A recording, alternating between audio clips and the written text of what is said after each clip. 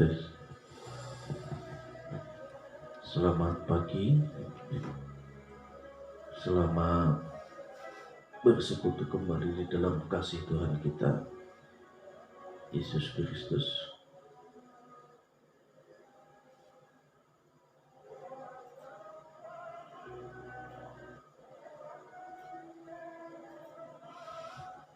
Kita akan kembali beribadah di dalam ibadah doa pagi ini. Kita akan memuji Tuhan dengan pujian Aku Berserah.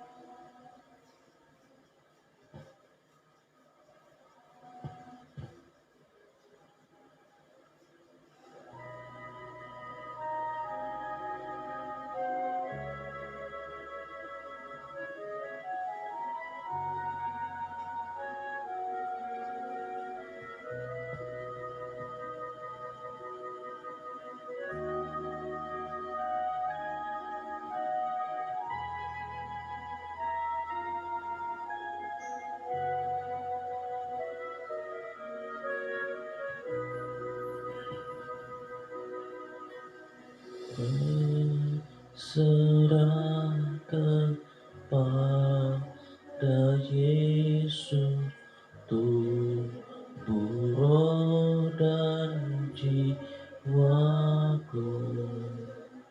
Ku kasihi, ku percaya, ku ikuti Dia terus.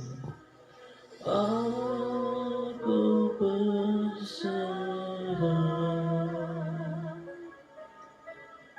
aku berserah pada Yesus Juru Selamat. Aku berserah,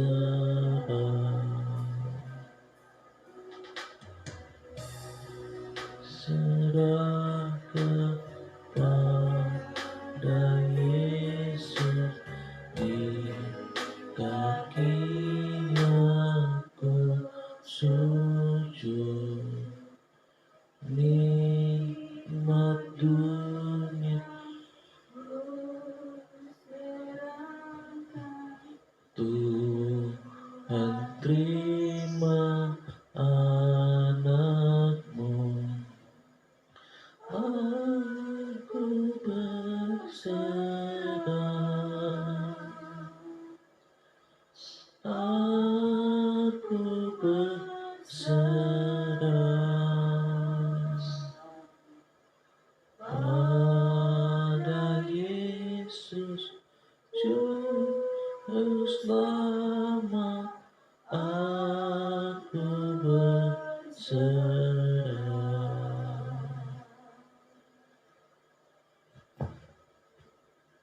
Kita akan berdoa. Bapa di dalam kerajaan surga, pada pagi hari ini kembali kami datang kepada Tuhan. Kami mengucap syukur untuk setiap kebaikan yang telah Tuhan nyatakan di dalam kehidupan kami. Tuhan telah menyertai, Tuhan telah memimpin kami, sehingga pada saat ini kami ada sebagaimana kami ada, itu karena kasih karunia Tuhan. Tuhan Yesus, sucikan dan kuduskan kehidupan kami semua pada pagi hari ini, sehingga kami tetap ada di dalam kasih karunia Tuhan. Sucikan hati kami, sucikan pikiran kami, perkataan, bahkan tingkah laku kami, ya Bapa. Kami pada saat ini memohon supaya Tuhan memberikan semangat, memberikan gairah dan kekuatan yang baru kepada kami, sehingga kami tetap dapat menjalani kehidupan ini dengan baik, dan kami juga atas pertolongan Tuhan dapat menjalaninya dengan penuh sukacita, penuh dengan damai sejahtera. Terima kasih Tuhan Yesus. Pada saat ini juga kami merindukan Tuhan, bahwa Tuhan senantiasa memberkati ibadah doa pagi ini. Kami serahkan ibadah doa pagi ini dari awal, pertengahan hingga pada akhirnya. Hanya di dalam nama Tuhan Yesus kami berdoa. Amin. Kita akan memuji Tuhan sebelum kita membaca firman Tuhan. Kita memuji Tuhan dengan pujian Saat Indah.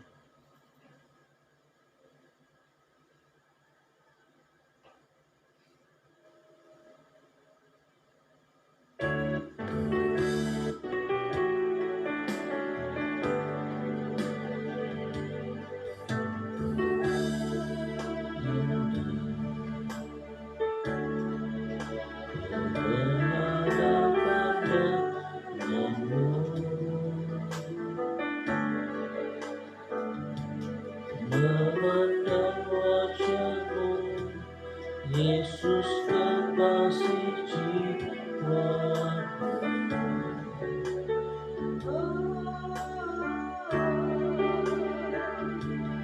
Bawa daku erat dalam pelukan-Mu.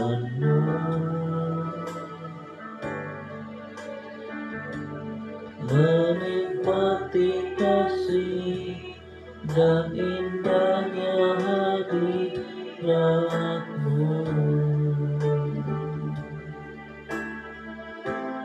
Hadirat-Mu Tuhan, merasakan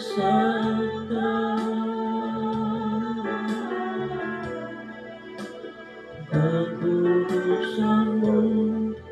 Bapa. Penuhiku,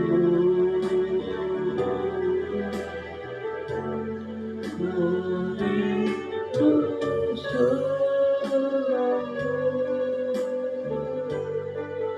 diam dalam taat-Mu, menikmati kasih anugerah-Mu.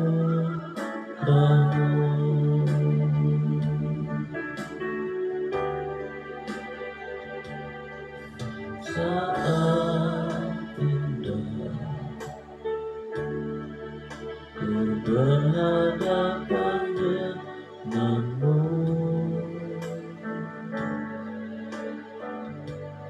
memandang wajah-Mu, Yesus kekasih jiwaku.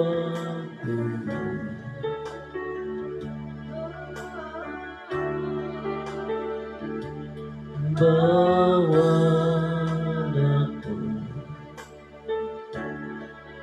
erat dalam pelukan-Mu.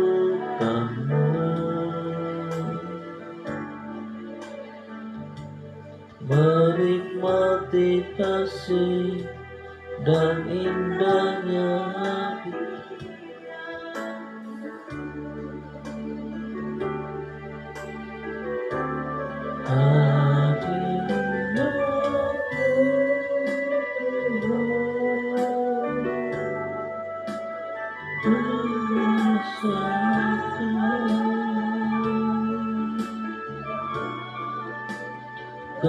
kekudusan-Mu Bapa. Penuhiku,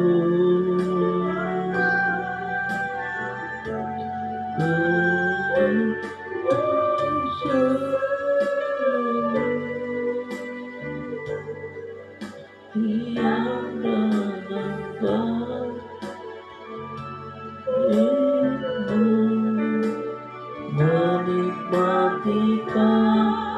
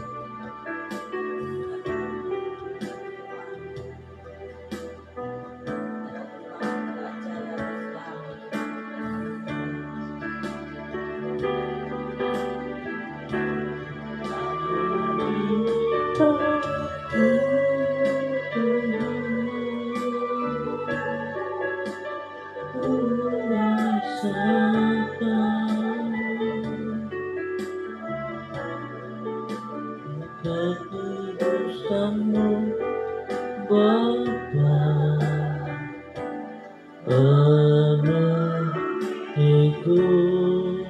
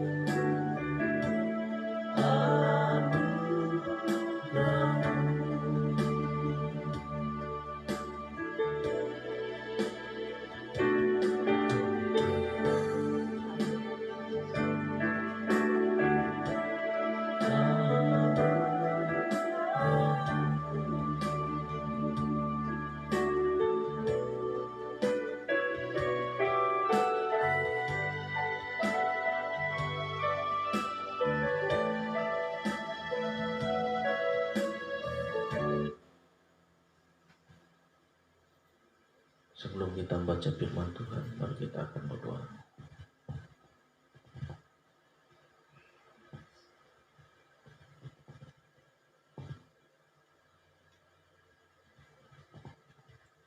Kami bersyukur Tuhan karena rahmat kasih setia Tuhan boleh terus melimpah atas kami. Hingga kami beri kesempatan lagi di hari yang baru untuk menikmati hadirat Tuhan, menikmati kasih Tuhan, menikmati kuasa Tuhan. Kami percaya Tuhan menyertai kami, Tuhan menuntun kami, Tuhan menolong kami, Tuhan menegur kami, Tuhan menasihati kami.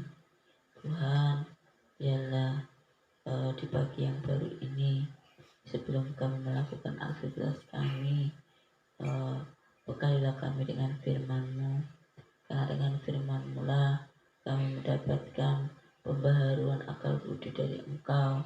Dengan firman-Mu lah kami dapat banyak nasihat dari Engkau. Dengan firman-Mu lah Tuhan, kami mendapat banyak teguran dari Engkau. Kami bersyukur Tuhan, karena Engkau baik, bahkan teramat baik, menjadikan kehidupan kami supaya tidak terantuk, menjadikan kehidupan kami supaya tidak ngelokro, menjadikan kehidupan kami supaya tetap semangat menjalani setiap jam, setiap detik, setiap menit, karena Engkau beserta kami. Terima kasih Bapa, terima kasih. Kami menyerahkan seluruh doa kami siap membaca, kami siap merenungkan, bahkan kami siap melakukan firman-Mu.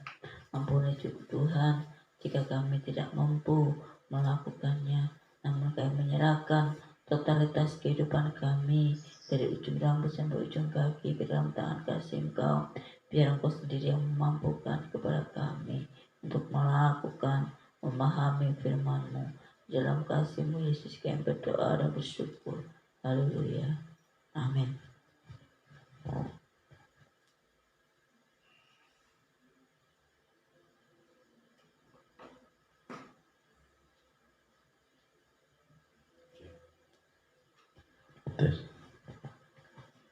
Pembacaan firman Tuhan kita pada pagi hari ini sudah sampai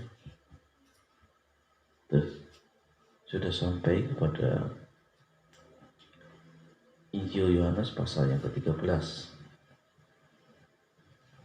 Injil Yohanes pasal 13.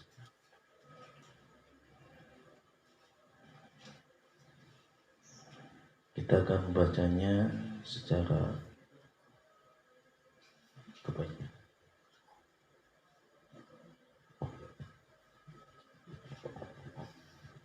Kita akan membacanya satu perikop. Injil Yohanes pasal 13, Yesus membasuh kaki murid-muridnya.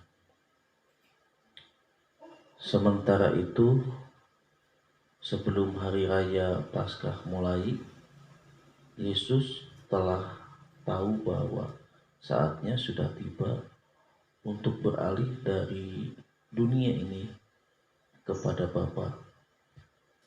Sama seperti Ia senantiasa mengasihi murid-muridnya, demikian sekarang Ia mengasihi mereka sampai kepada kesudahannya. Mereka sedang makan bersama-sama dan iblis telah membisikkan rencana dalam hati Yudas Iskariot, anak Simon, untuk mengkhianati Dia.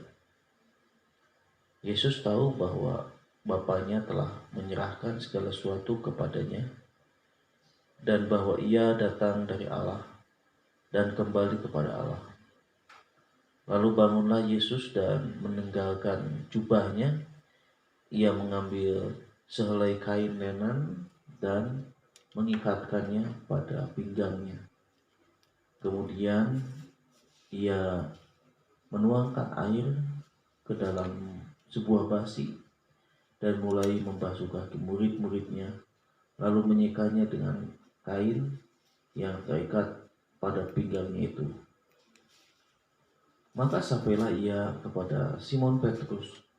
Kata Petrus kepadanya, "Tuhan, Engkau hendak membasuh kakiku?" Jawab Yesus kepadanya, "Apa yang kuperbuat engkau tidak tahu sekarang, tetapi engkau akan mengertinya kelak." Kata Petrus kepadanya, "Engkau tidak akan membasuh kakiku sampai selama-lamanya."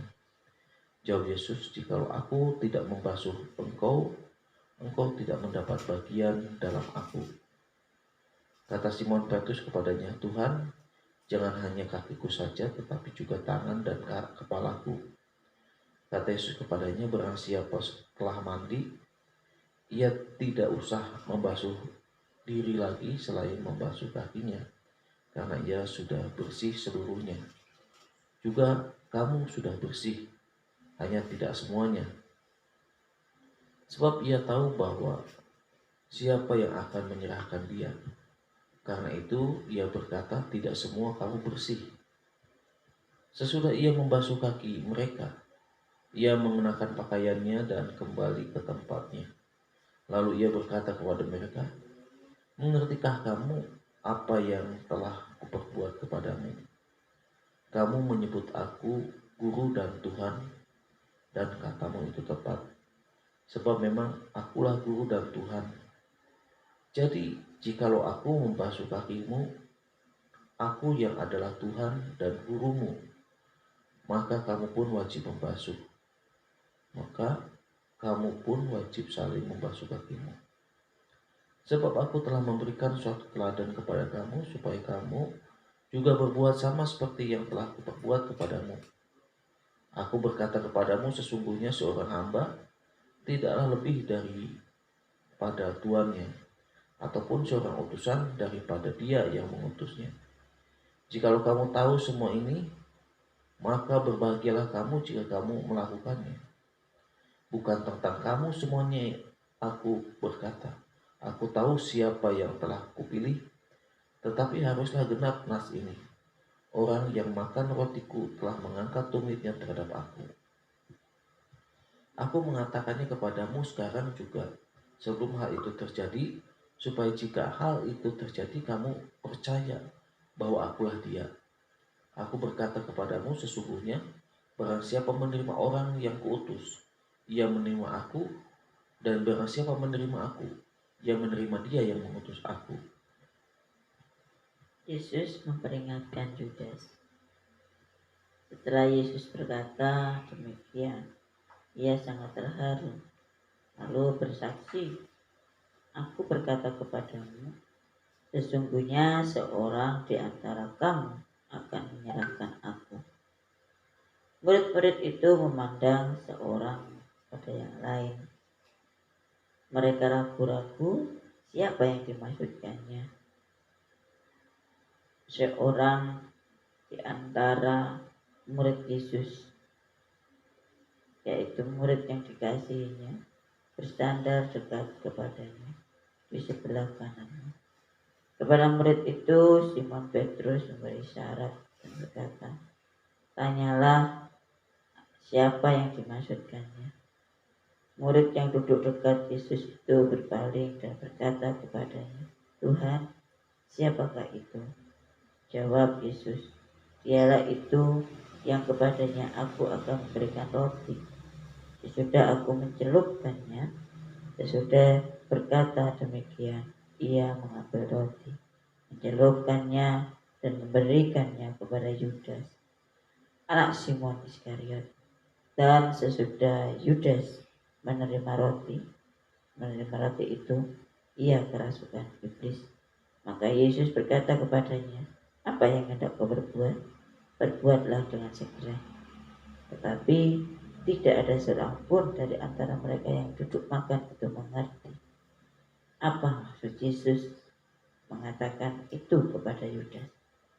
Karena Yudas memegang kas, ada yang menyangka bahwa Pak Yesus menyuruh dia membeli apa-apa yang diperlukan untuk perayaan itu, atau memberi apa-apa kepada orang miskin.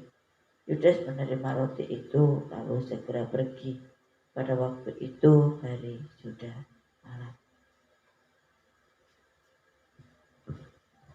Perintah baru.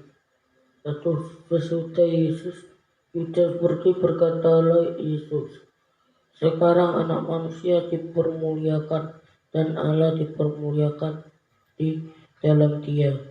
Jikalau Allah dipermuliakan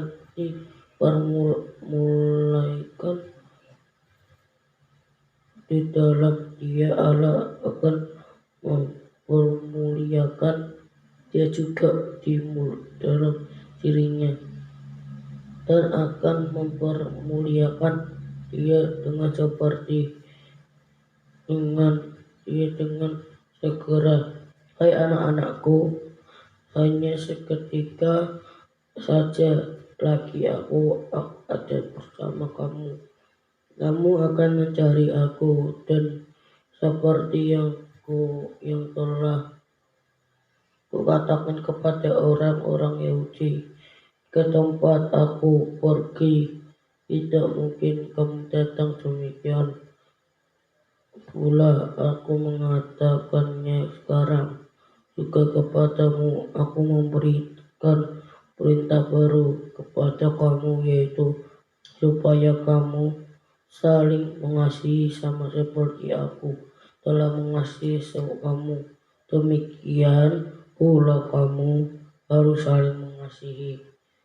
Dengan demikian semua orang aku tahu bahwa kamu adalah murid-muridku, yaitu jikalau kamu saling mengasihi.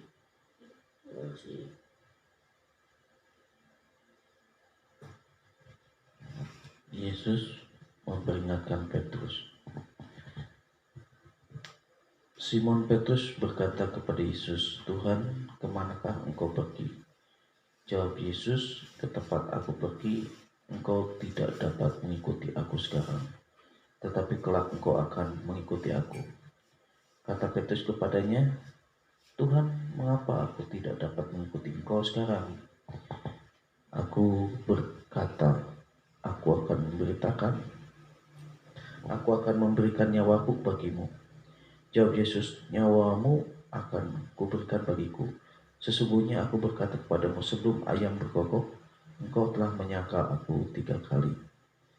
Amin untuk firman Tuhan pada pagi hari ini, ya, yang telah memberkati kita, dan kita akan berbagi berkat firman Tuhan.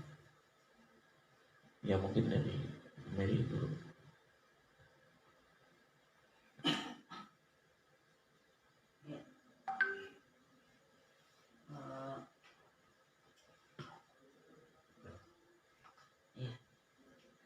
Terberkati di perikop yang kedua ini mengenai peringatan akan Yudas.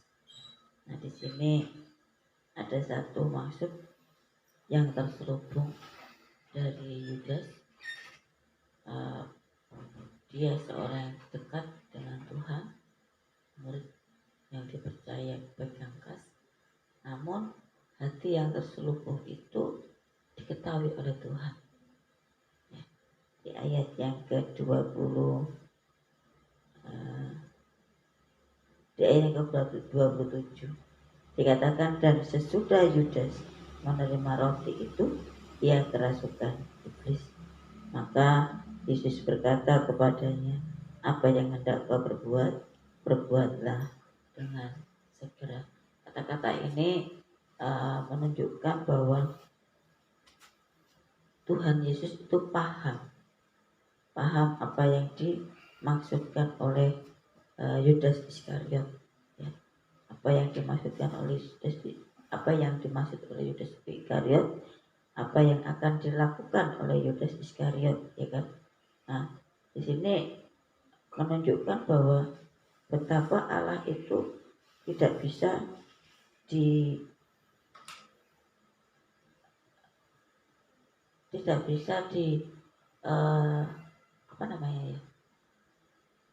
tidak bisa dibohongi, tidak bisa dipolitisi. Karena apa? Di sini Yesus sungguh sangat paham kejahatan tersembunyi yang dilakukan oleh Yudas, ya kan? Nah, di sini sangat dijelaskan sekali bahwa di perikop ini Yesus sungguh sangat menjadikan kita sebagai anak-anak Tuhan itu untuk lebih pure, ya, lebih murni di dalam mengiring Tuhan, bahkan di dalam melayani Tuhan itu mari kita lebih pure, ya, lebih murni dalam melayani Tuhan. Ketika kita masa bodoh dalam melayani Tuhan, gampang ke Tuhan tahu, ya kan? Tuhan tahu itu. Apalagi kalau kita menjadi pelayan Tuhan, gampang ke, ya Tuhan pasti marah dengan caranya, ya kan? Kita nggak tahu caranya Tuhan, ya. Mungkin kita udah merasakan amarah Tuhan, tapi kita fan saja, ya, tunggu saja amarah dari Tuhan, karena kita sedang mempermainkan Tuhan di situ. Kalau kita gampang ke pelayanan Tuhan, kalau kita masa bodoh, ya kan, adalah kita mengambil komitmen untuk melayani Tuhan, apapun jenis pelayanan itu, ya kan. Nah, kalau kita melihat di perikop ini merupakan sesuatu yang ketiga kalinya, ya, Yesus menggunakan frasa sesungguhnya, ya. Kalau kita melihat di ayat yang ke-21, kita berbalik lagi di ayat sebelumnya itu, di ayat yang ke-16, ayat yang ke-20, ya, dikatakan di ayat ke-21 ditegaskan lagi bahwa aku berkata kepadamu, sesungguhnya seorang di antara kamu akan menyerahkan aku. Ini satu peringatan yang dilakukan oleh Tuhan, ya, satu frase yang dilakukan oleh Tuhan untuk menyatakan, untuk meyakinkan para muridnya bahwa akan ada di antara mereka itu yang akan menyerahkan Yesus, ya. Nah, di sini Yesus juga memberikan satu kejutan, ya, kepada para murid itu untuk mengatakan bahwa ada di antara mereka yang mengkhianati Yesus, ya. Di sini jelas bahwa Yesus tidak menjadi korban yang pasif, ya. Namun pada suatu akhirnya, ya, di sini bukan hanya musuh-musuh Yesus, ya, yang membunuh Yesus, tetapi Yesus sendiri yang menyerahkan nyawanya. Kalau kita lihat ayat yang ke-19 ya, di ayat ke-19 dan ayat yang ke-30. Ini dikatakan, aku mengatakannya kepadamu sekarang juga sebelum hal itu terjadi, supaya jika hal itu terjadi kamu percaya bahwa akulah dia. Ayat ke-30, Yudas menerima roti itu lalu segera pergi pada waktu itu sebelum malam. Nah, di sini sangat jelas sekali bahwa peristiwa ini hampir puncak bahwa Tuhan itu datang dan akan pergi, ya, akan pergi meninggalkan mereka, datang memberi keselamatan, akan pergi untuk menyatakan bahwa Allah selalu menyertai mereka, karena Allah telah memberikan satu tebusan melalui nyawanya. Nah, di sini kalau kita lihat runtutan dari kisah kematian Lazarus itu, Yesus menunjukkan kemarahan, ya. Yesus menunjukkan kemarahan terhadap pengkhianatan yang akan membuatnya mati, ya, yang akan membuatnya mati. Nah, di sini Yesus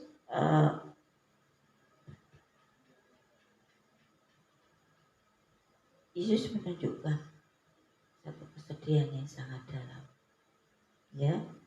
Yesus menunjukkan kesedihan yang sangat dalam,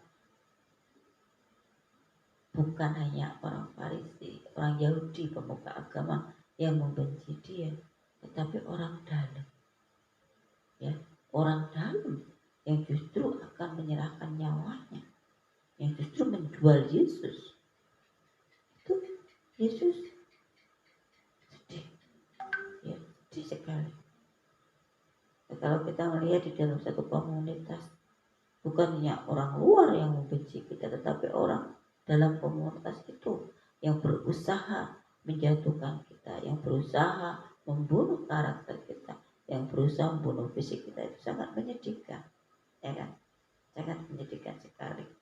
Jadi kasih yang diajarkan Tuhan itu tidak dihidupi, ya. Melalui peristiwa kematian Lazarus itu, Yesus menunjukkan satu kemarahan, ya, satu kemarahan terhadap pengkhianatan yang akan membuatnya mati. Dan dia juga menunjukkan kesedihannya, ya, yang sangat dalam, ya, yang ini ditujukan kepada Lazarus, ya, ditujukan kepada Lazarus, dan yang kedua kepada Allah. Kenapa? Karena di dalam kasih Allah, ya, di dalam kasih kepada Allah itu sangat mencakup kasihnya, ya, yang tanpa syarat kepada para muridnya, termasuk pada Yudas. Nah, kasih itu menjadi kesedihan, ya. Kasih itu menjadi kesedihan yang sangat dalam karena apa? Ia ditolak dan dia nanti, ya, kisah Lazarus, ia ditolak oleh pemimpin agama, ya. Bahkan dengan kisah Lazarus, Yudas, orang dalam, orang kepercayaan, karena dia pegang kasih, dia justru yang akan menyerahkan nyawanya, ya, yang akan menyerahkan nyawanya. Nah, di sini para murid Tuhan Yesus itu bertanya-tanya, siapa sih yang akan melakukan, ya, hal sekecil itu. Nah, di sini kita melihat bahwa ada seorang murid, ya, yaitu Yudas yang dikasihi Yesus.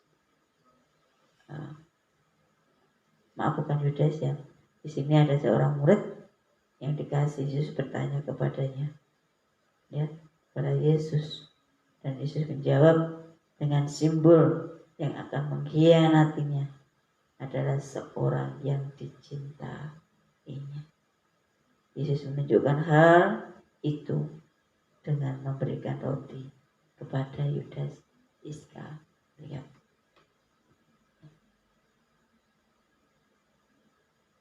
Jadi ketika Yesus paham siapa yang akan menyerahkannya, yang akan mengkhianatinya, yang akan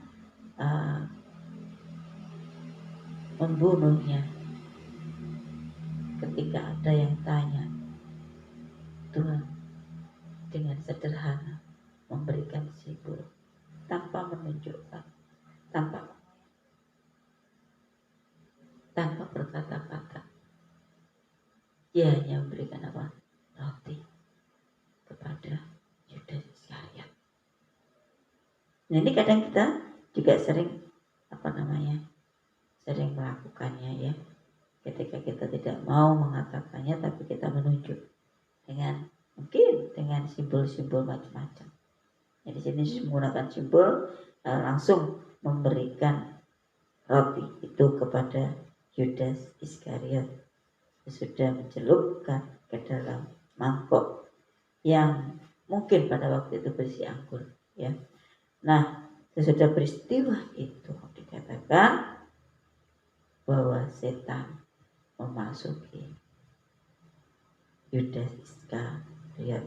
Makanya di ayat ke-27 dikatakan, apa yang hendak kau berbuat, perbuatlah dengan segera. Sangat paham Yesus hati Yudas Iskariot. Ya, sangat paham. Mungkin pada waktu itu Yudas menunjukkan seolah-olah dia menghormati dia, seolah-olah menjunjung tinggi Yesus, seolah-olah mengasihi Yesus. Nah, itu ternyata hanya kambuh rasa. Ada udang di balik kesopanannya, ada udang di balik kebaikannya. Nah, ini yang diajarkan oleh Yesus. Kita harus patut berhati-hati dan peka ya, dan peka pada siapapun yang bermuka dua. Ya, hati-hati itu. Orang yang bisa baik, kelihatannya baik belum tentu benar. Tapi orang yang benar itu pasti baik. Ya. Nah, di sini satu hal yang sangat kita perlu perhatikan, bahwa tindakan Yesus itu seperti pedang. Ya. Pedang bermata dua. Di satu sisi tindakan Yesus itu sangat mencurahkan seluruh kasihnya kepada Yudas ya, dengan apa? Dengan memberi roti ya, dengan memberi roti kepadanya, seolah-olah Tuhan Yesus mengasihi. Namun yang kedua juga berusaha menarik Yudas kepada Yesus. Nah, di sisi lain tindakan yang dilakukan Yesus itu merupakan satu tindakan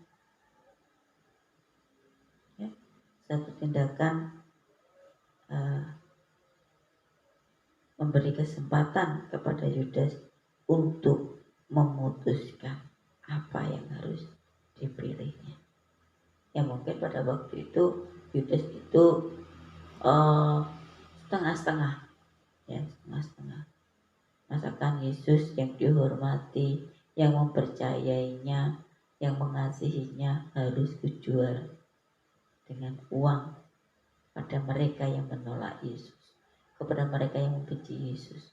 Nah, ini terkadang orang yang membenci kita itu memakai orang-orang yang ada di sekitar kita, ya, memakai orang-orang di sekitar kita yang sekiranya butuh entah mungkin pada waktu itu Yudas butuh uang mungkin, atau butuh pengakuan mungkin, atau sedang ragu pada waktu itu. Kok Yesus yang dianggapnya rabi, Yesus yang dianggapnya penuh kuasa, banyak yang bisa dilakukan, kok dibenci?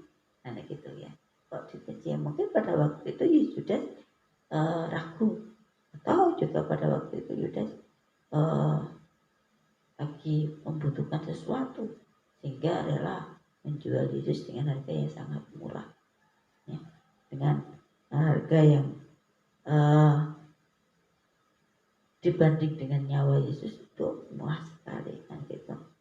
Nah, di sini makanya Yesus mencoba membuka pikiran Yudas ya, bahwa Yesus yang mengasihi dia juga mengasihi Yudas ya. Dia membuka mata hati Yudas bahwa Yesus itu sungguh-sungguh mengasihi dia dengan apa? Dengan memberi roti. Ya, dengan memberi roti. Namun di sisi lain juga Yesus membuka pikiran Yudas yang penuh dengan kejahatan. Mungkin karena waktu itu kebutuhan atau butuh pengakuan bisa jadi kan. Nah makanya Yudas dibuka pikirannya supaya mengambil keputusan. Dikatakan di ayat ke-7.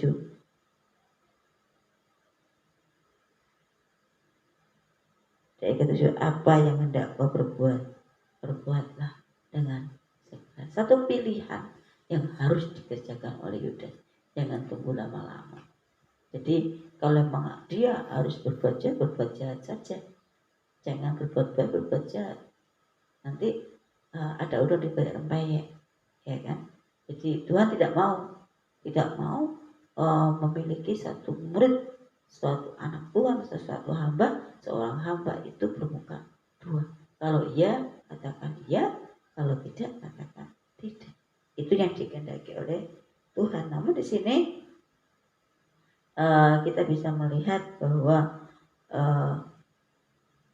ia tidak memilih Yesus. Ya. Kalau ia tidak memilih Yesus, ya, tindakan cinta yang terjadi merupakan permulaan penghakiman dan penghukuman baginya. Ya, sayang sekali iblis yang akhirnya yang dituruti oleh Yudas. Ini satu keputusan yang sangat krusial, ya, yang sangat krusial yang dialami oleh Yudas, yang sangat dikasihi Tuhan Yesus, ya, menerima roti namun menepis kasih Yesus. Ya, kadang kita juga demikian dalam mengiring Tuhan. Kita mau menerima berkatnya, tapi kita menepis kebenarannya. Ya, kita mau melakukan itu semau gue. Apalagi kalau sudah berbicara jenjang, ya, bicara jenjang status, filsafat usia, wah ini pokoknya yang paling tua yang paling benar, yang paling muda itu masih bau kencur di situ. Nah, di sini kita kalau seperti itu berarti kita hanya mengasihi Tuhan, menerima berkat saja, tapi tidak mau belajar menerima kebenaran Allah. Padahal di hadapan Tuhan itu mau tua, mau muda, mau anak-anak sama dikasih Tuhan, sama, ya, sama, ya, mau kaya, mau miskin, mau memiliki jabatan, mau tidak, ya, mau pintar, mau bodoh, sama di hadapan Tuhan. Ya. Tuhan hanya ingin memberikan kasihnya. Nah, respon kita apa? Ya. Apakah kita mengasihi Tuhan atau kita menolak Tuhan, menepis Tuhan? Gitu. Ini yang akan terjadi ketika biasanya ini terjadi mungkin saat ini kita belum merasakan. Biasanya hari ini terjadi ketika orang itu mau meninggal. Ya, itu keputusan yang sangat krusial. Dia menerima Tuhan atau tidak. Bahkan ada yang mungkin didoakan dengan sungguh-sungguh menerima Tuhan. Ada juga yang didoakan dia tidak mau menerima Tuhan. Malah dia tetap enjoy dengan dengan kenikmatan dunianya, sehingga sampai dia meninggal tidak mempercayai Yesus. Ya. Nah, di sini perlu kita pelajari bagaimana kita mengiring Tuhan Yesus itu dengan baik dan benar, ya, dengan baik dan benar, bukan baik saja menerima berkat Tuhan, tetapi tidak mau menerima kebenarannya. Itu ibarat apa? Sama seperti Yudas, ya. Sama seperti Yudas, mau menerima cinta kasih Tuhan, tetapi menepis keberadaan Yesus, karena dia sedang dikuasai entah kebutuhan, dikuasai entah entah kegilaan akan jabatan, entah ketakutan, ya itu yang dikuasai oleh yang dirasakan oleh Yudas pada waktu itu, sehingga Yudas hanya memilih kehendak iblis, ya kehendak iblis yang menguasai dia. Nah di sini perintah Yesus supaya Yudas segera melakukan apa yang dia kerjakan itu memperlihatkan bahwa semakin kejahatan menggalang kekuatan, ya menggalang kekuatan untuk melawannya, disitulah semakin penggenapan terang rencana Allah disalib mendekati kenyataan. Ya memang ini benar, satu realita. Ibarat air, ya air yang diisi plastik yang diisi air, kita tekan pasti dia akan mencari celah untuk mengeluarkan airnya. Demikian juga kejahatan yang terus menerus kita kerjakan sampai menumpuk itu akan mungkin yang kita sembunyikan, ya kejahatan yang terselubung yang kita sembunyikan, kita mungkin bisa melakukan kejahatan tanpa diketahui oleh orang lain, tetapi niat untuk berbuat jahat itu akan terus menerus. Mungkin orang akan melihat masih baik, itu baik ya, ternyata kejahatannya tidak kelihatan. Nah ketika tidak kelihatan, ada nafsu lagi untuk berbuat jahat, ada nafsu lagi. Namun ingat di sini bahwa kekuatan kejahatan yang terus digalang, ya yang terus digalang untuk melawan kebenaran, itu akan Tuhan nyatakan, akan tunjukkan. Mungkin kita yang sembunyi, mungkin tidak ada yang terselubung, tidak diketahui, Tuhan tuh akan tunjukkan. Nah, jadi jangan pernah takut, ya untuk berbuat jahat, berbuatlah jahat. Pasti Tuhan akan tunjukkan. Jadi jangan tanggung-tanggung, jangan pakai drama kalau berbuat jahat.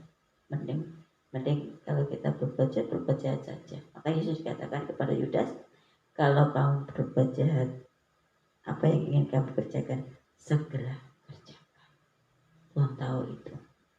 Nah di sini jangan berpura-pura lagi. Kalau berpura-pura itu nyiksa di hati, ya kan, nyiksa. Jadi lebih baik itu apa adanya. Kalau kita berbuat jahat, ya berbuat jahat saja. Kalau kita mau bertobat, ya bertobat saja. Jadi apa adanya kita menikmati kehidupan itu. Karena apa?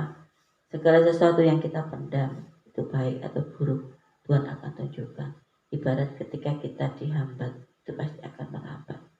Yang kita dihambat karena kebaikan atau dihambat karena ketidakbaikan, itu pasti akan merambat. Dan konsekuensinya akan dinikmati masing-masing. Kalau untuk kebenaran firman Tuhan, meskipun dihambat tapi kita merambat, konsekuensinya adalah surga, UBS, ya upahmu besar di surga. Mahkota kehidupan itu ada dalam kehidupan kita. Tetapi ketika kita dihambat untuk hal yang sesuatu yang jahat, tadi hambat, tapi kita akan terus menerjang kejahatan itu. Konsekuensinya ya penghakiman, ya penghukuman yang akan kita terima nanti. Entah kita akan berada di surganya Tuhan atau kita berada di surganya iblis. Jadi yang menentukan itu kita meresponi anugerah Allah atau tidak. Kalau kita tidak meresponi anugerah itu, ya kita pasti sudah tahu di mana kita bertempat nanti, ya di mana kita berada. Jadi di sini sungguh menyatakan bahwa Yudas itu memiliki hidup dalam gelap tanpa kasih Tuhan, karena ia makin menjauh dari sang sumber hidup, sang sumber terang, yaitu Yesus itu sendiri. Mari dari kisah Yudas ini kita menjadikan kasih Yesus, kasih Allah sebagai pertimbangan yang utama dan terutama ketika kita mengambil keputusan ya, ketika kita mengambil keputusan yang sangat krusial, keputusan yang jahat atau keputusan yang benar, Tuhan tahu, dan Tuhan itu pasti menyertai kita. Amin.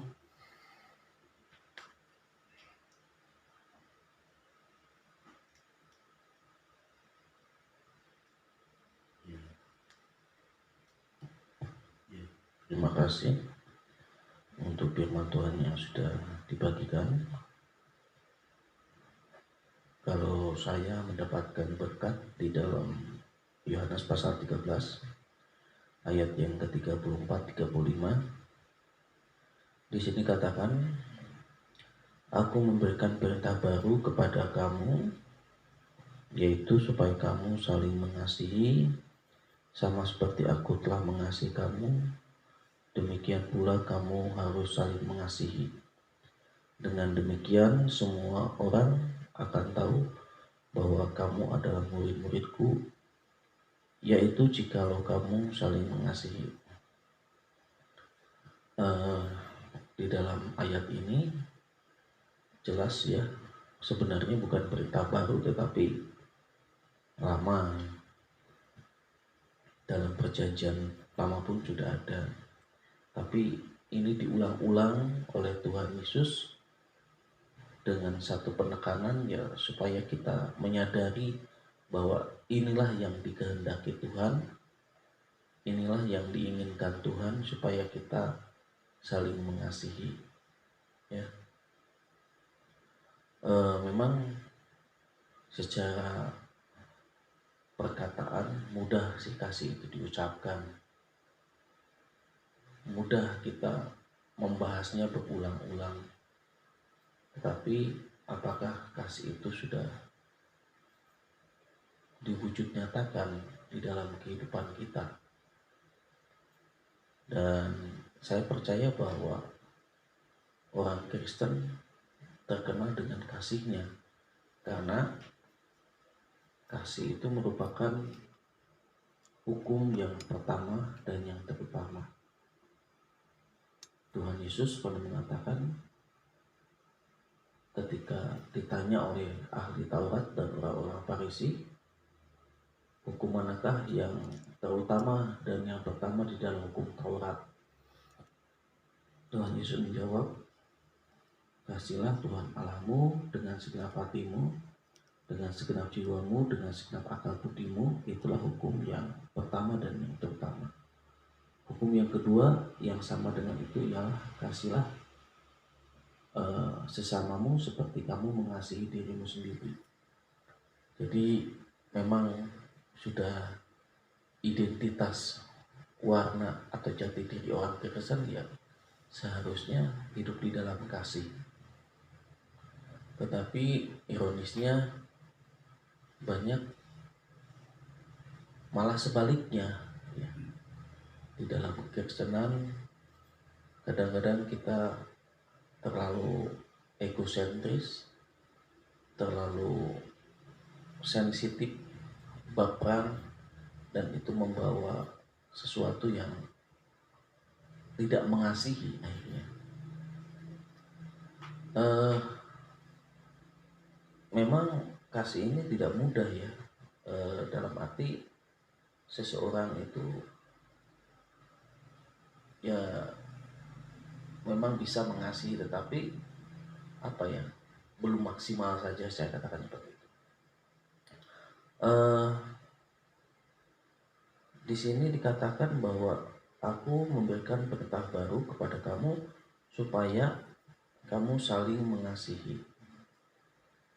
Saling itu berarti ya tidak hanya dilakukan oleh salah satu saja, tetapi kedua belah pihak harus ada inisiatif, harus mengusahakan, karena kasih itu tidak terjadi otomatis ya, kasih itu tetap harus diusahakan. Dan cenderung orang mengungkapkan bahasa kasih pun berbeda-beda ya. Jadi saya katakan sekali lagi, orang yang mengungkapkan bahasa kasih itu berbeda-beda.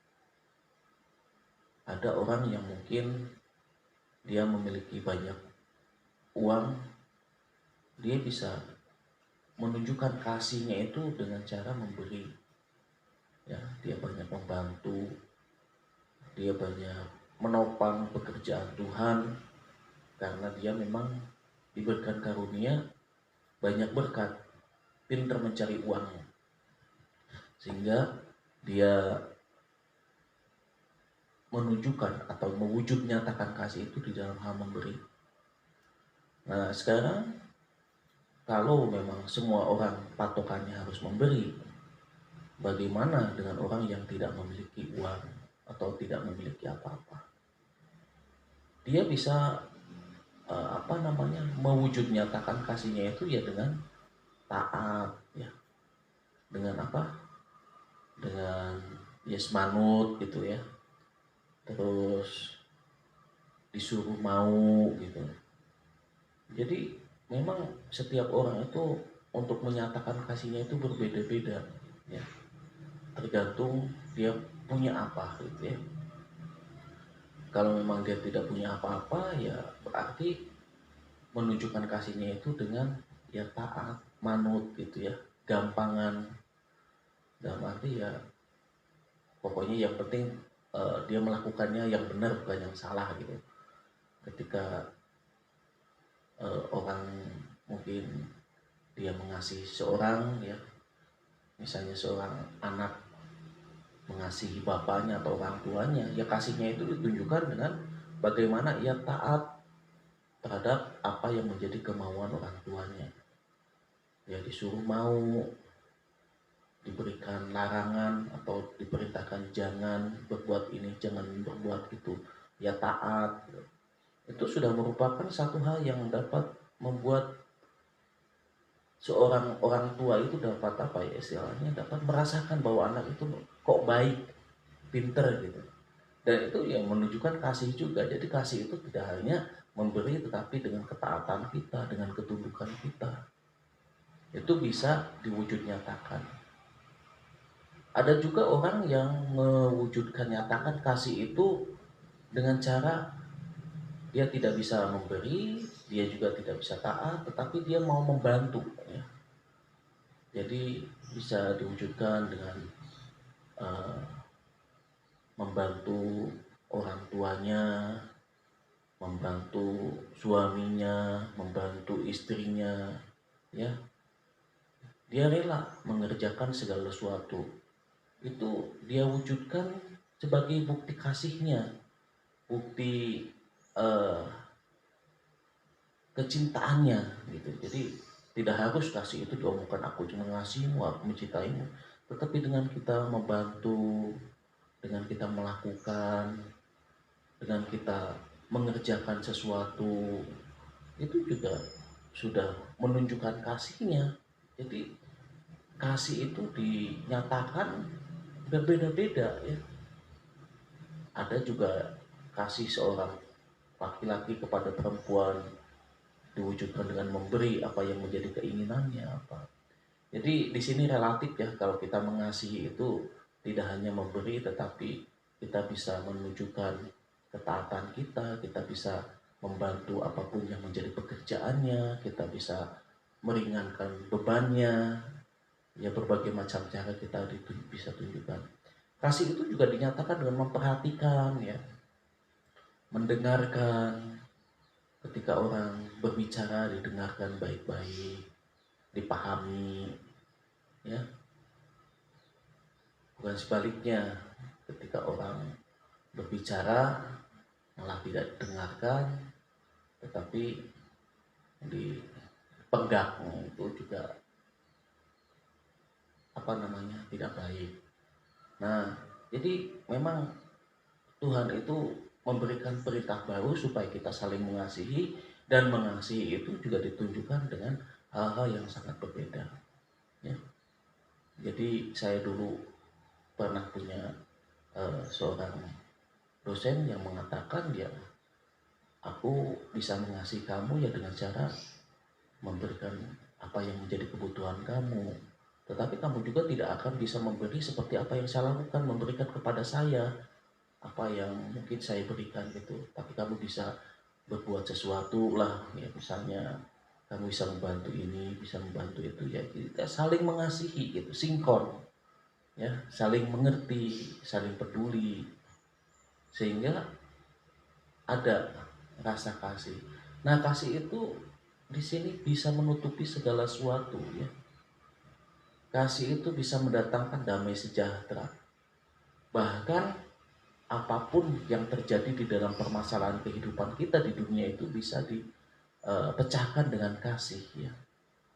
Kasih, dia tidak membalas kejahatan orang lain. Ya memang ketika orang memarahi atau orang berbuat semena-mena atau orang memperlakukan dia dengan tidak adil, bukan berarti kita takut, bukan berarti kita untuk tidak berani melawan, tetapi kadang ada orang yang berpikir ya sudah ya, kalau orang Jawa bilang yang waras itu ngalah gitu kan. Jadi dengan kesabaran, dengan eh, mengendalikan diri, jangan sampai ada pertengkaran, itu juga merupakan kasih, ya. Jadi kasih itu banyak sekali variasinya. Bahkan di dalam Yunani itu ada kasih itu berbagai macam. Ya, ada kasih yang namanya agape. Kasih agape itu kasih yang walaupun, ya, itu kasih yang dari Allah. Jadi walaupun kamu berbuat jahat, walaupun kamu berdosa, tetapi aku tetap mengasihimu, bahkan memberikan nyawaku untukmu menjadi tebusan. Itu kasih agape. Jadi kasih yang walaupun, ya, tidak ada syarat, tidak ada pamrih, ya. Karena biasanya kalau orang mengasihi itu, ya kalau orang itu baik sama saya, ya aku juga akan baik. Kalau orang itu menyapa, ya saya juga akan menjawab, saya juga akan menyapa. Kalau orang itu ngajak ngobrol, ya kita juga akan ngajak ngobrol. Kalau orang itu memberi, ya saya juga akan memberi. Jadi kasih yang uh, karena gitu. Tapi kasih agape itu kasih walaupun, dan manusia pada saat ini belum bisa memiliki kasih agape. Itu hanya kasih yang daripada Tuhan. Kadang kebanyakan manusia kasihnya itu kasih yang karena gitu ya. Nah, itu kasih agape. Terus ada kasih yang namanya kasih eros, ya. Kasih eros itu ya kasih memang yang bersifat biologis, ya, hawa nafsu, kebutuhan secara psikologis, ya. Dan itu kasih itu hanya bisa dibuktikan, ditunjukkan kepada orang yang sudah memiliki pasangan, suami istri. Juga ada kasih yang dinamakan kasih filia. Kasih filia itu yaitu kasih persaudaraan, kasih keluarga. Jadi karena kamu kakakku, karena kamu adikku, karena kamu saudaraku, karena kamu anakku, yaitu karena juga sama, ya. Jadi karena saudara itu kita bisa berbuat baik. Tolonglah aku ini adikmu, masa kamu sebagai kakaknya tidak bisa membantu aku. Tolonglah aku ini saudaramu, kan itu kasih filia, kasih persaudaraan, ya. Nah, ada juga kasih yang storge. Nah, storge ini kasih yang dikatakan kasih kepada alam lingkungan. Jadi kita mengasihi lingkungan di mana kita bertempat tinggal. Ketika tempat tinggal kita kotor, ya kita mengasihinya dengan cara yang membersihkannya. Ketika bunga terlihat layu, ya kita menyiraminya. Ketika sesuatu yang tidak nyaman kita perbuatnya. Kenapa? Ya alam juga kalau kita kasihi, dia akan memberikan yang terbaik juga bagi kita, ya. Jadi bagaimana Tuhan ini mengajarkan bahwa supaya kita itu saling mengasihi, ya, dalam segala hal. Dan memang itu tidak mudah. Itu perlu terus-menerus belajar. Dan belajarnya itu memang sampai kita, ya nanti sampai kita mati pun masih tetap belajar kita mengasihi. Dan bahkan juga Tuhan juga ada kalanya ketika Tuhan ingin supaya kita mengasihi, Tuhan menempatkan orang-orang yang senantiasa tidak sinkron dengan kita, ya, yang bahkan sebaliknya membenci kita, iri pada kita, ya. Tapi bagaimana respon kita supaya kita bisa mengasihi. Nah, dengan demikian kita mengasihi itu, Tuhan katakan nanti mereka itu akan tahu bahwa kita itu ada murid-muridnya, ya, di dalam ayat yang ke-35. Dengan demikian semua orang akan tahu bahwa kamu adalah murid-muridku, yaitu jikalau kamu saling mengasihi. Nah, jadi kalau orang Kristen, ya, anak-anak Tuhan saling mengasihi, guyup, rukun, seia sekata, ya, orang lain jadi senang lihatnya. Tetapi kalau orang Kristen sebaliknya tidak mengasihi, ya, saling iri hati, saling perpecahan, membuat blok sana, blok sini, ya, berusaha saling mempengaruhi, berusaha saling kubu-kubuan, ya, bagaimana menjadi kesaksian? Bukankah orang Kristen itu dilihat dari kasihnya, bagaimana dia melakukan sesuatu kepada orang lain? Tetapi kalau dia tidak memiliki kasih, maka di Alkitab itu dikatakan garam itu sudah tidak asin lagi, ya, sudah tawar dengan apa ya diasinkan lagi. Tidak ada gunanya, garam itu dibuang dan diinjak-injak orang. Makanya ketika orang Kristen surat Yohanes itu, tidak ada seorang pun yang dapat melihat Allah. Tetapi jikalau kita saling mengasihi, Allah ada di dalam orang itu, gitu ya. Jadi kasih itu bukti bahwa kita ada di dalam Tuhan. Ya, mungkin itu yang saya bisa sampaikan. Sekali lagi bahwa saya serahkan untuk pokok selanjutnya kepada Ibu Medi.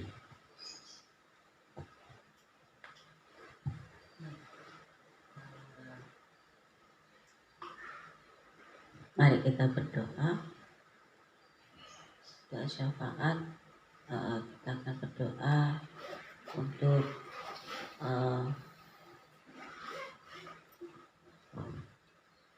firman Tuhan yang telah kita terima pada pagi hari ini. Biarlah firman ini boleh menjadi kekuatan buat kita dan menjadi penghiburan buat kita, dan kita boleh menikmati karya agung Tuhan di dalam segala kehidupan kita sehari-hari, baik memiliki kasih yang sungguh dan menjadikan kehidupan kita ini berarti buat Tuhan. Dan ketika kita mengasihi Tuhan dan sesama tanpa ada tendensi apapun di dalam kita mengasihi, kita juga berdoa buat jemaat-jemaat Tuhan yang dimanapun jemaat itu berada, biarlah itu boleh berjalan dengan pimpinan Tuhan. Kita percaya bahwa Tuhan sangat mengasihi umat Tuhan dimanapun berada. Jadi jangan merasa bahwa kita yang lebih dikasihi, mereka tidak. Ketika semua orang percaya kepada Tuhan, apapun merek gereja mereka, ya, kita tidak berhak untuk menghakimi mereka. Tapi kita berdoa biarlah setiap orang yang percaya kepada Tuhan boleh benar-benar menghidupi kepercayaannya. Jadi kita tidak boleh merasa diri kita yang paling benar, diri kita yang paling bagus, ya. Semua di hadapan Tuhan itu sama. Tidak ada ayatnya gereja A, gereja B yang paling benar, tetapi gereja yang berkenan di hadapan Tuhan itu yang melakukan kebenaran dan kasih-Nya. Ini nanti Tuhan yang akan membenarkan semuanya. Kita juga berdoa buat kehidupan gereja GKMI seluruh Indonesia, biarlah boleh berjalan dengan seturut dengan kehendak Tuhan, sesuai dengan motonya, yaitu Mennonite, ya. Salah satunya ajaran yang diajarkan oleh GKMI dalam Mennonite, yaitu yang paling utama dan terutama itu back to Bible, ya, kembali kepada firman Allah dan mencintai damai sejahtera. Kita juga berdoa buat jemaat Tuhan yang dari GKM Pejangaan, baik mereka yang sedang bergumul masalah ekonomi, bergumul masalah kesehatan, ya. Tetap kita doakan buat Pak Sumani yang kemarin siang sempat naik tensinya 210. Namun kita percaya Tuhan akan terus melawatnya.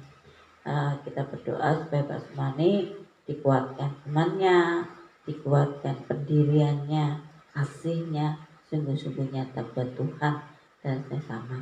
Dan kita juga berdoa di usianya yang sudah lanjut, biarlah Pak Sukmani boleh tetap mengalami damai sejahtera, mengalami kehidupan yang benar-benar dipimpin oleh Tuhan. Kita juga berdoa buat Pak Suradi dalam masa pemulihannya, mungkin tidak secepat yang kita kira karena lutut yang luka ya, jadi butuh waktu yang lama. Saya serahkan supaya Pak Suradi boleh tetap kuat ya, tetap kuat, tetap menikmati proses yang Tuhan beri.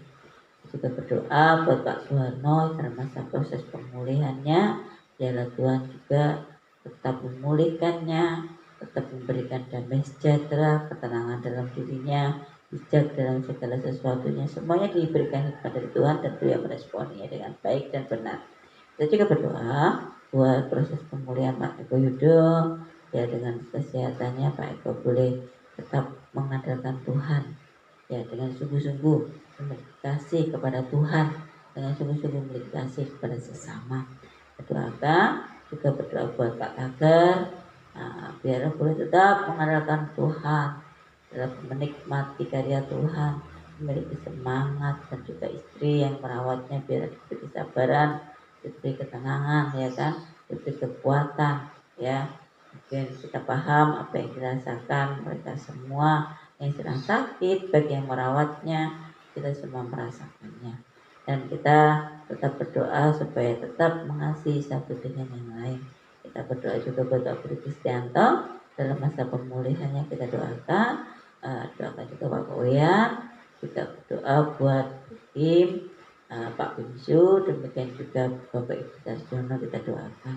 Demikian juga kita berdoa buat segala perkumpulan jemaat Tuhan, para lansia Tuhan, baik yang ada jemaat Tuhan yang ada di Bukit Nistai Gereja, di Tahunan, di Bau, di Batik, ya, di Kudus, di Mayong, di Sengon, Purwobondo, juga di Bodarat. Kita berdoa, doakan mereka semua. Dan kita juga berdoa buat mereka yang ada di Bodarat, ya, Bodarat juga yang ada di yang ada di Nyeling, yang sedang perjalanan ke Medan. Mungkin ini akan sampai di Medan, keluarga Buta Cimampau, biarlah Tuhan sertai perjalanannya. Kita berdoa supaya mereka boleh menikmati pertolongan Tuhan dan acara pernikahan keponakan berjalan dengan lancar.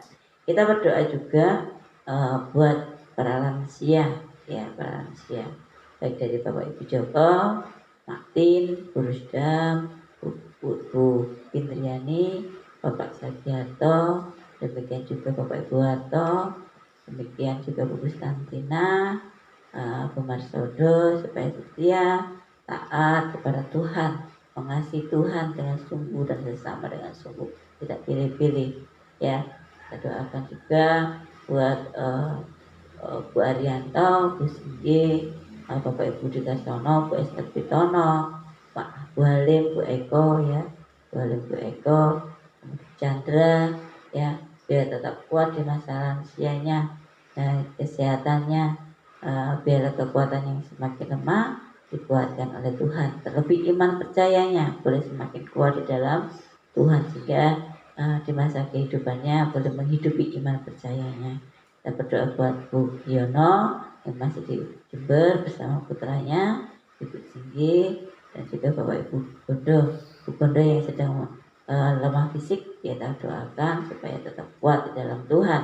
Demikian juga berdoa Mas Sapuang, Bu Tarmise, Bu Mak Menti, ya, Bu Pangestu, kemudian Bu Elce, dan juga kehidupan keluarga Bu Pangestu, ya, Bu Pangestu, Bu Hasim, Bu Gustini. Kita akan berdoa bersama-sama, biarlah tetap mereka menikmati karya agung Tuhan, ya, biarlah segala apa yang dirindukan mereka boleh berjalan dengan baik. Kita akan pujikan satu pujian, Dia Hanya Sejauh Doa.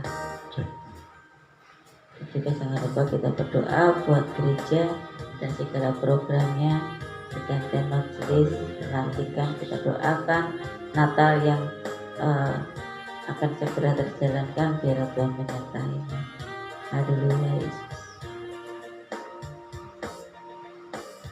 Bila kau rasa gelisah di hatimu, bila gelap kalbu tak menentu hidupku, ingat masih ada seorang penolong bagimu.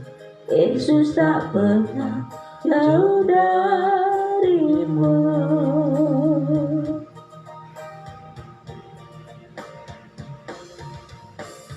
Bila cobaan mencobai hatimu, bila sengsara menimpa keadaanmu, ingat Yesus takkan pernah jauh darimu. Ia selalu pedulikan kamu. Berseru memanggil namanya, berdoa Dia akan segera menghampiri dirimu. Percaya Dia tak jauh darimu, Dia hanya sejauh doa.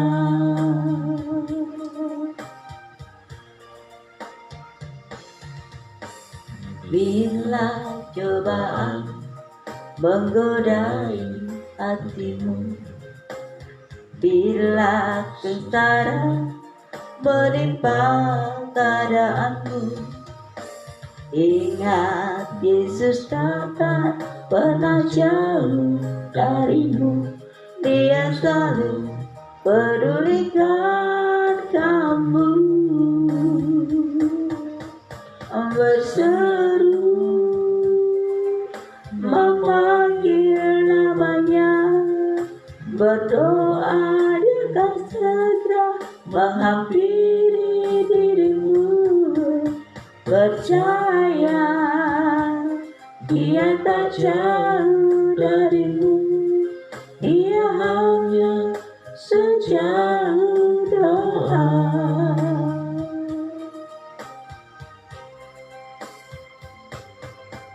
Berseru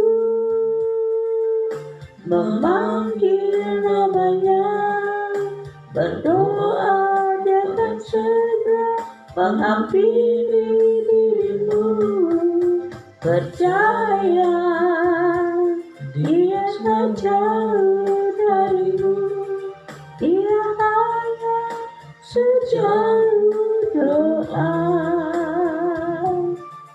Dia hanya sejauh doa. Mari kita berdoa.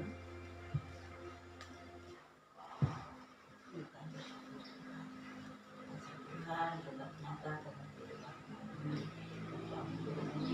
Firman-Mu dalam kehidupan kami. Mampukan kami Tuhan mengasihi Engkau dari ujung rambut sampai ujung kaki kami. Kami tidak mengkhianati Engkau Tuhan, dan kami belum memilih segala sesuatu keputusan, segala sesuatu menjadikan Engkau sebagai Tuhan dan Juru Selamat kami, sebagai Tuhan kasih-Mu sebagai penengah dalam setiap keputusan kami, sehingga kami mengambil keputusan bukan karena kekuatan kami, tapi semua dari Engkau ya Yesus. Terima kasih Tuhan Yesus, terima kasih. Kami menyerahkan setiap jemaat Tuhan dimanapun mereka berada, biarlah mereka benar-benar mengasihi Tuhan, benar-benar mengambil keputusan dengan berdasar kasih ilahi, kasih Engkau ya Yesus, sehingga hasil yang akan mereka terima itu guna kehormatan kemuliaan nama-Mu ya Bapa. Sehingga mereka belum merasakan damai sejahtera, mereka belum merasakan sukacita, mereka belum merasakan kesejahteraan dari Engkau Tuhan. Maka begitu, makasih ya Tuhan, biarlah mereka semua belum menikmati kebaikan Tuhan, baik para hamba Tuhan, baik para majelis dan jemaat Tuhan, baik mengajar, baik menginjil Tuhan, baik guru-guru Tuhan, biarlah mereka semua boleh menikmati panggilan mereka masing-masing dan kasih Tuhan. Terima kasih Tuhan, terima kasih hati kami berdoa buat setiap keluarga Tuhan yang ada di Ngeluh, berkati keluarga Pak Buse Pangestu, berkati keluarga Pak Pangarso, berkati keluarga Bu Wandi, berkati keluarga Pak Sumani yang masih berada di rumah sakit dalam kekuatan. Damai sejahtera yang kau berikan buat mereka ya Bapak, berkati juga buat keluarga Pak Suradi, pergumulannya, kesehatan yang masyarakat dan taati Tuhan. Berkati keluarga Pak Gunawan, berkati keluarga Pak Kusniadi Tuhan, berkati keluarga Pak Wahono ya Bapak. Terima kasih Tuhan Yesus, terima kasih. Kita berdoa Tuhan buat keluarga Brasin, keluarga Pak Wilson, yang mereka belum menikmati karya aku Tuhan. Terima kasih, terima kasih. Amin. Bapa di dalam kerajaan surga, kembali kami datang kepada Tuhan. Kami pada saat ini mau berdoa untuk kegiatan, program-program, acara di bulan Desember ini. Kami menyerahkan untuk tanggal 19 ibadah umum yang dilayani oleh Bapak Bimoko. Tuhan menolong, memberkati juga para pelayan Tuhan, baik yang memainkan musik, majelis, semuanya Tuhan tolong, Tuhan berkati. Bahkan nanti sore tanggal 19 ada Natal sekolah minggu. Tuhan juga menolong dan memberkati supaya berjalan dengan baik. Kami merindukan melalui Natal sekolah minggu ini, nama Tuhan sungguh-sungguh dipermuliakan, nama Tuhan sungguh-sungguh diperkenalkan, sehingga banyak dari anak-anak yang boleh mengenal Tuhan. Oh Tuhan Yesus, kami merindukan mulai Natal ini ya Bapa, kesaksian, berita pertobatan, pengampunan dosa boleh tersampaikan kepada anak-anak juga ya Bapa. Bagi pelayan-pelayan Tuhan yang mungkin pada saat ini mengalami kelelahan, kecapean karena terlalu banyak latihan, Tuhan juga menolong, memberkati mereka sehingga mereka dalam keadaan sehat. Begitu juga untuk Natal ibu-ibu Tuhan, di hari Rabunya Tuhan. Oh Tuhan Yesus tolong, Tuhan berkati sehingga Natal ibu-ibu juga dapat berjalan dengan baik. Komisi perempuan dapat merasakan cinta kasih Tuhan di suasana Natal. Tuhan, kami serahkan Natal komisi perempuan ke dalam tangan Tuhan. Begitu juga untuk tanggal 25 ibadah umum pagi akan dilayani Ibu Mary. Perayaan Natal,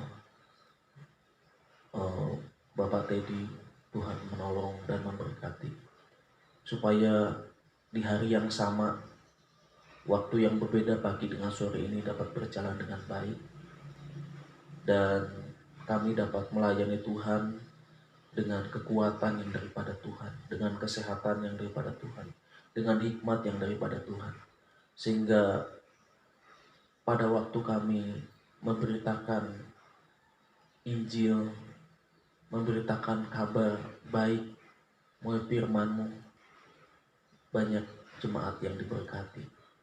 Oh Tuhan, berikan kepada kami hikmat, akal budi, pengertian yang daripada Tuhan.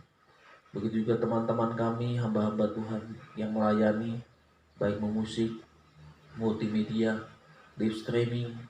Oh Tuhan, berkati semuanya. Terima kasih juga Tuhan.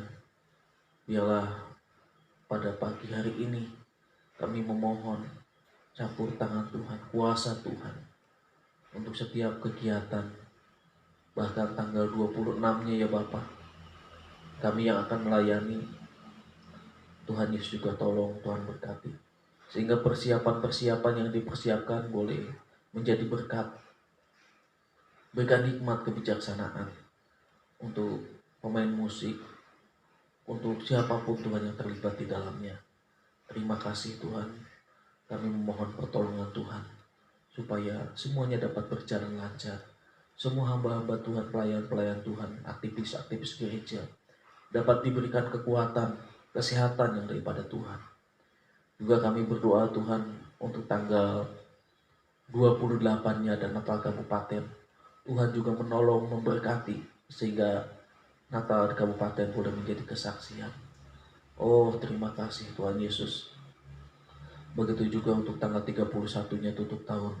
Tuhan juga menolong, Ibu Mary akan melayani. Begitu juga untuk tanggal 1-nya ada acara pelantikan, perjamuan kudus. Oh, Tuhan Yesus juga menolong, memberkati. Bahkan tanggal 2-nya juga Ibu Mary akan melayani. Tuhan juga tolong, Tuhan berkati. Supaya segala sesuatunya dapat berjalan dengan baik, dengan lancar Tuhan. Dan juga Tuhan mempersiapkan untuk bulan Januari rancangan khotbah, tema-tema khotbah. Tuhan juga memberikan hikmat supaya kami dapat menyelesaikannya dengan baik. Terima kasih Tuhan.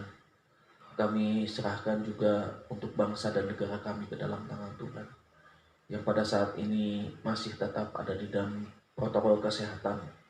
Meskipun tidak diberlakukan PPKM, tetapi biarlah kami juga tetap hati-hati, tetap waspada. Tuhan menolong supaya tetap aman gereja GKMI Pecanaan, supaya situasi kondusif, jauhkan dari hal-hal yang tidak kami inginkan. Bahkan bangsa dan negara kami ya Tuhan, Tuhan tolong. Begitu Bapak Presiden, Wakil Presiden, aparat, semuanya kami serahkan ke dalam tangan Tuhan. Bahkan kota di mana kami tinggal juga Tuhan kami serahkan ke dalam tangan Tuhan. Terima kasih Tuhan Yesus. Kami juga berdoa untuk jemaat-Mu di tempat ini, supaya jemaat-Mu dalam keadaan baik-baik saja, bertumbuh imannya baik secara kualitas maupun kuantitas. Diberkati setiap keluarga demi keluarga dengan kasih yang daripada Tuhan. Setiap yang bergumul pada saat ini, mungkin kesehatan, mungkin pekerjaan, mungkin momongan Tuhan. Tuhan menolong. Kami juga menyerahkan Ibu Dela ke dalam tangan Tuhan, istri Mas Widi, supaya Tuhan menolong. Terima kasih Tuhan. Kami menyerahkan semuanya Bapak. Bapak di surga, kami mohon perlindungan Tuhan, supaya kami dapat menjalani hari ini, hari Kamis dengan baik. Di dalam setiap acara yang akan kami lakukan di hari Kamis ini, juga Tuhan tolong. Jauhkan kami dari setiap pencobaan-pencobaan. Lepaskanlah kami daripada yang jahat. Tetapi biarlah kasih karunia Allah, pertolongan Tuhan, perlindungan Tuhan, berkat-berkat Tuhan boleh Tuhan curahkan kepada kami.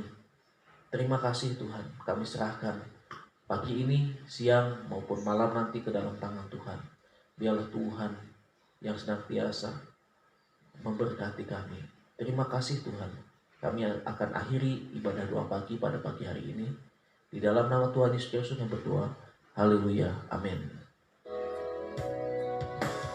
Indahnya Engkau memberkati aku berlimpah-limpah dan memperluas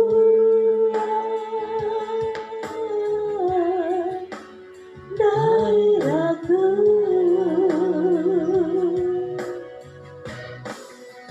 dan kiranya tangan-Mu menyertai aku dan melindungi aku daripada malapetaka, sehingga kesakitan tidak menimpa aku. Kiranya Engkau memberkati aku berlimpah-limpah dan memperluas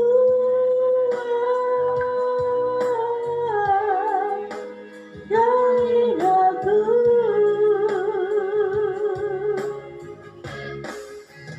dan kiranya tangan-Mu menyertai dan melindungi aku daripada malapetaka, sehingga kesakitan tidak menimpa aku.